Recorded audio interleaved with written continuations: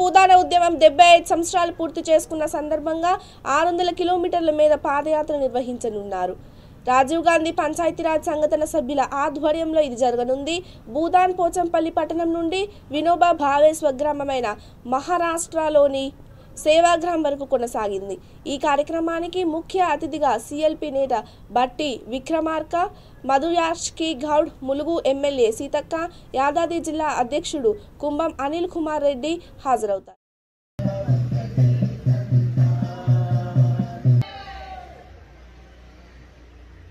विश्व शांति, विश्व शांति, विश्व शांति।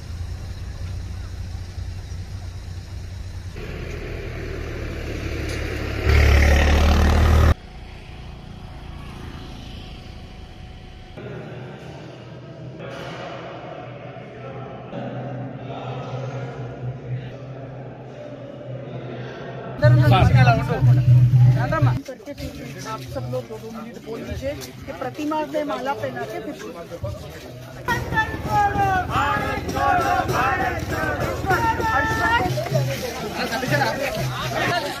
अनिल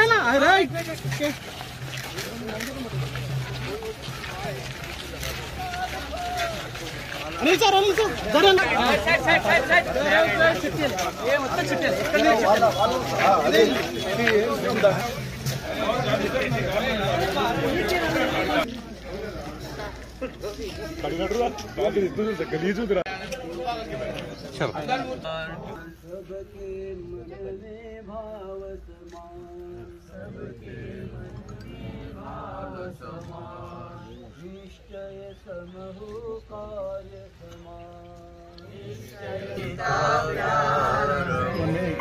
क्षमा मैं चाहता कि मेरी सभी से हो, किसी से वैर हो नहीं।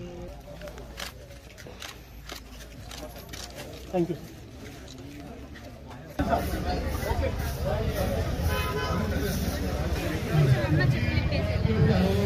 के ही दिन 1948 में सर्वोदय संगठन के द्वारा पहला भूदान का जमीन मिला।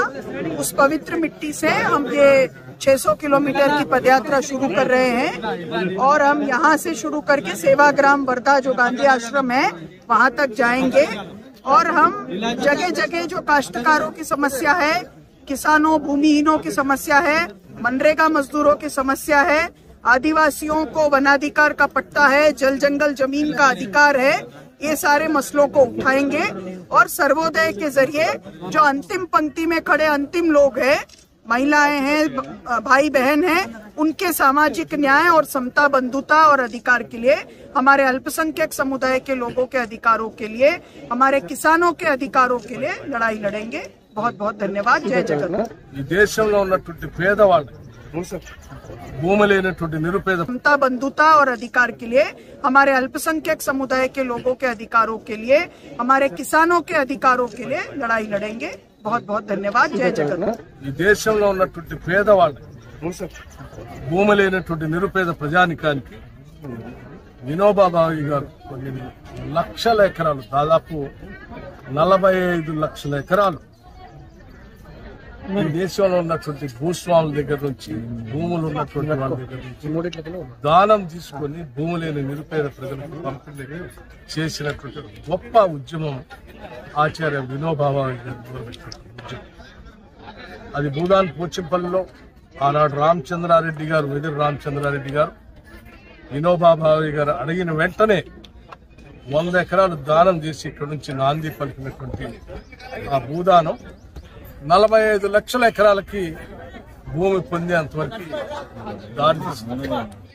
ఆనాటి ఆ సత్యాగ్రహ, అహింస, భూమితో ఉన్నటువంటి సంబంధం, సంపద ఇచ్చేటువంటి భూమి పేదలకు లేనటువంటి విధానం దృష్టిలో పెట్టుకుని అదే స్ఫూర్తితో కాంగ్రెస్ పార్టీ అధికారంలోకి వచ్చిన తర్వాత 1952లో టెనెన్సీ యాక్ట్ తీసుకుని వచ్చి ఉండేవాడికే భూమిపైన హక్కులు కల్పించి పట్టా ఇచ్చినటువంటి గొప్ప ఆనాటి ప్రభుత్వం కూడా కాంగ్రెస్.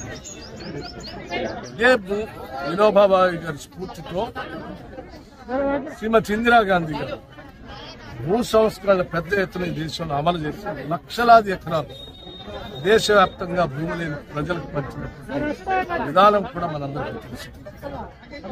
ఈనాడు దేశంలో పెద్ద ఎత్తున ఎక్కడ ఏ పోరు జరిగినా ఏ హింస జరిగినా అది భూమి కోసం. ఆ భూమి సాధ్యమైనంత వరకు పంపిణీ చేయటమే కాకుండా కాంగ్రెస్ ప్రభుత్వాలు ఏర్పడ్డాక పేదల కొరకు నిరుపేదలకి భూదానం చేస్తూ లక్షలాది ఎకరాలు పంచించడం జరిగినది. మరి తెలంగాణ రాష్ట్రం సాధించుకున్నాక దళితులకు 3 ఎకరాల భూమి అంటూ ముంచి గ్రామ ప్రణాళికలంటూ గ్రామ జ్యోతి అంటూ గ్రామ మన ఊరు మన బడి అంటూ మోసం చేస్తున్న కల్వకుంట్ల చంద్రశేఖరరావు ఏ విధంగా అయితే గ్రామాలను నాశనం చేస్తున్నాడో ఇవాళ పెద్దలు చెప్తున్నట్టుగా ఈ సర్వోదయ సంకల్ప పాదయాత్రతోటి ఈ 600 కిలోమీటర్లు చాలా మటుకు తెలంగాణ ప్రాంతంలో జరుగుతుంది. గ్రామ గ్రామానికి వెళ్ళడం జరుగుతుంది. 14 కన్నా ముందర భారతదేశంలో తెలంగాణ రాష్ట్రంలో ముఖ్యంగా జరిగిన అభివృద్ధి లేక 14 తర్వాత రాష్ట్రం వచ్చినాక జరుగుతున్న దోపిడీని ప్రతి గ్రామంలో వివరిస్తూ ఈ యొక్క సర్వోదయ సంకల్ప ముఖ్య ఉద్దేశం గతంలో కాంగ్రెస్ ప్రభుత్వాలు